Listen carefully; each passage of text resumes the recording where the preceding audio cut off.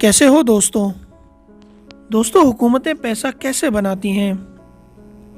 Corona وبا کے بعد دنیا کو معاشی کساد، بازاری تیل اور گیس اور اشیاء خوردنوش کی قیمتوں میں ہوشربا اضافے جیسی مشکلات کا سامنا ہے۔ دنیا بھر میں حکومتیں اربوں ڈالرز کے قرضے لے کر عوام پر نتنے ٹیکسوں کا بوجھ لاد کر اور اس قسم کے دیگر اقدامات کے ذریعے اپنی معیشت کو سہارا دینے کی کوششوں میں لگی ہیں۔ تاہم ان تمام اقدامات کے باوجود حکومتیں اپنی توقع کے مطابق پیسہ اکٹھا نہیں کر پا رہی۔ بالخصوص پاکستان جیسے کم آمدن والے ملکوں کو اور بھی مشکلات کا سامنا ہے، جن پر پہلے ہی قرضوں کے پہاڑ موجود ہیں، عوام مہنگائی کی چکی میں پس رہے ہیں اور صارفین کی قوت خرید سکڑ چکی ہے۔ سوال پیدا ہوتا ہے کہ حکومتیں پیسہ بناتی کیسے ہیں؟ اکثر حکومتوں کے لیے پیسہ بنانے کا بنیادی ذریعہ ٹیکس ہے۔ مثال کے طور پر برطانوی حکومت کے ریونیو کا سب سے بڑا حصہ عوام پر لگائے گئے ٹیکسوں سے آتا ہے، جیسا کہ انکم ٹیکس، نیشنل انشورنس وغیرہ۔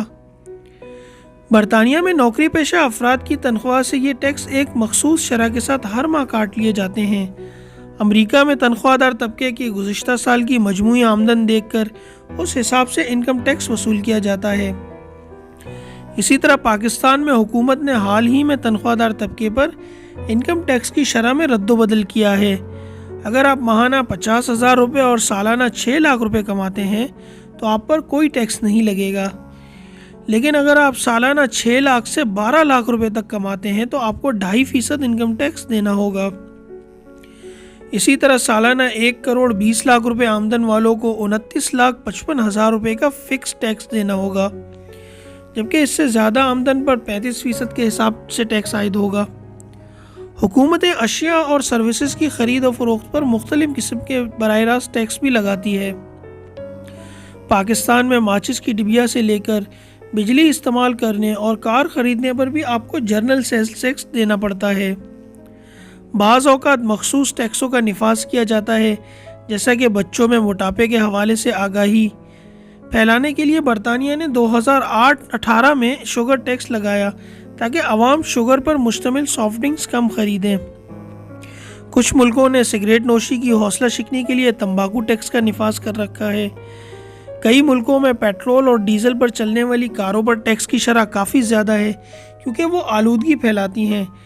اس طرح عوام کو ماحول دوست الیکٹرک کاروں کی جانب راغب کیا جاتا ہے۔ حکومتوں کو دوسری بڑی آمدن رہائشی اور کمرشل پراپرٹی پر ٹیکس عائد کر کے حاصل ہوتی ہے۔ پاکستان میں حکومت 4 قسم کے پراپرٹی ٹیکس وصول کرتی ہے۔ Number 1 capital gain tax, number 2 capital value tax, number 3 stamp duty اور نمبر 4 ود ہولڈنگ ٹیکس یا ایڈوانس ٹیکس۔ امریکہ میں حکومت کا کم و بیش آدھا ریونیو انکم ٹیکسز اور 1/3 پیرول ٹیکسز سے آتا ہے، جن سے حکومت سماجی تحفظ کے پروگرام چلاتی ہے۔ کمپنیوں سے ان کے سالانہ منافع پر الگ سے کارپوریٹ ٹیکس لیا جاتا ہے۔ ترقی یافتہ ممالک میں ٹیکس کا نظام تقریباً ایک جیسا ہے۔ وہاں شہری سب سے زیادہ انکم ٹیکس جمع کراتے ہیں کیونکہ انہیں یقین ہوتا ہے کہ حکومت ان کے ٹیکس کو سماج کے بہتری کے لیے استعمال کرے گی۔ تاہم اکثر ترقی پذیر اور پسماندہ ملکوں کی حکومتیں اپنی معاشی نوعیت کے حساب سے زیادہ تر تجارتی سرگرمیوں اور مصنوعات پر ٹیکس عائد کر کے پیسہ کماتی ہے۔ مثال کے طور پر زراعت سے منسلک افراد کی کوئی مخصوص ماہانہ یا سالانہ آمدن نہیں ہوتی، اس لیے ان پر انکم ٹیکس عائد کرنا مشکل ہوتا ہے۔ تاہم کسان جب کھادیں یا زرعی ادویات خریدتے ہیں تو جنرل سیلز ٹیکس ادا کرتے ہیں، یا پھر پاکستان میں نہری پانی سے سیراب ہونے والی زمینوں کے کسانوں سے ہر سال آبیانہ کے نام پر معمولی ٹیکس لیا جاتا ہے۔ اکثر پسماندہ ملکوں میں ٹیکس جمع کرنے کا نظام بھی کمزور اور غیر مؤثر ہے، جس کی وجہ سے حکومت کے لیے پیسہ اکٹھا کرنا مشکل ہو جاتا ہے۔ پاکستان میں تقریباً 30 لاکھ افراد ٹیکس نیٹ میں شامل ہیں، یعنی 22 کروڑ آبادی کا محض 1.5%۔ کم ٹیکس آمدن کا مطلب ہے ٹیکسوں کی شرح میں اضافہ۔ اس کی واضح مثال پاکستان میں حکومت کی جانب سے انکم ٹیکس میں اضافہ اور انڈسٹری پر سپر ٹیکس کا نفاذ ہے۔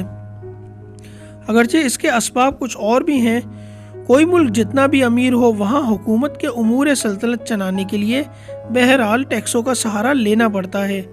سعودی عرب میں عوام سے انکم ٹیکس نہیں لیا جاتا، لیکن 2020 میں سعودی حکومت کو سرکاری اخراجات میں اضافے کی وجہ سے ٹیکسوں کی شرح 3 گنا بڑھا کر 15% کرنی پڑی۔ عموماً حکومتوں کی کوشش ہوتی ہے کہ اخراجات اور آمدن کا توازن رہے، لیکن خسارے کی صورت میں انہیں آمدن بڑھانے کے لیے قرضوں پر انحصار کرنا پڑتا ہے۔ لیکن بلند شرح سود اور قرض واپسی کا انتظام نہ ہونے کی وجہ سے یہی قرضے ملک کا دیوالیہ نکال سکتے ہیں۔ مالیاتی ادارے قرض دینے سے پہلے متعلقہ ملک کی قرض واپسی کی اہلیت بھی دیکھتے ہیں۔ جن ملکوں کی قرض واپسی کی اہلیت کم ہوتی ہے انہیں زیادہ شرح سود پر قرض دیا جاتا ہے۔ یہی وجہ ہے کہ زیادہ سے زیادہ شہریوں پر ٹیکس دینے پر زور دیا جاتا ہے۔ کورونا وبا کے دوران ویکسین اور ادویات کی خریداری، معاشی پیکیجز اور ٹیکس ریلیف جیسے اقدامات کی وجہ سے دنیا بھر کی حکومتوں کے اخراجات میں اضافہ ہوا۔ اس دوران معاشی سرگرمیاں مکمل یا جزوی طور پر معطل رہیں اور اکثر حکومتوں کے خزانے خالی ہونے لگے۔ دنیا کے اکثر رہنما عوام پر نئے ٹیکسوں کے نفاذ کے علاوہ بڑی ٹیکنالوجی اور ڈیجیٹل کمپنیوں پر ٹیکس بڑھانے کی بات کرتے نظر آتے ہیں۔ ملکی معیشت کا پہیہ روا رکھنے کے لیے شہریوں کی شمولیت بھی ضروری ہوتی ہے، اسی لیے دنیا بھر میں حکومتیں اپنی آمدن بڑھانے کے لیے ٹیکسوں میں اضافہ کر رہی ہے تاکہ انہیں اخراجات پورے کرنے کے لیے بھاری شرح سود پر عالمی مالیاتی اداروں سے قرض نہ لینا پڑے۔ تو دوستو، ہماری یہ اسٹوری آپ کو کیسے لگی ہمیں کمنٹ سیکشن میں بتائیں۔ شکریہ۔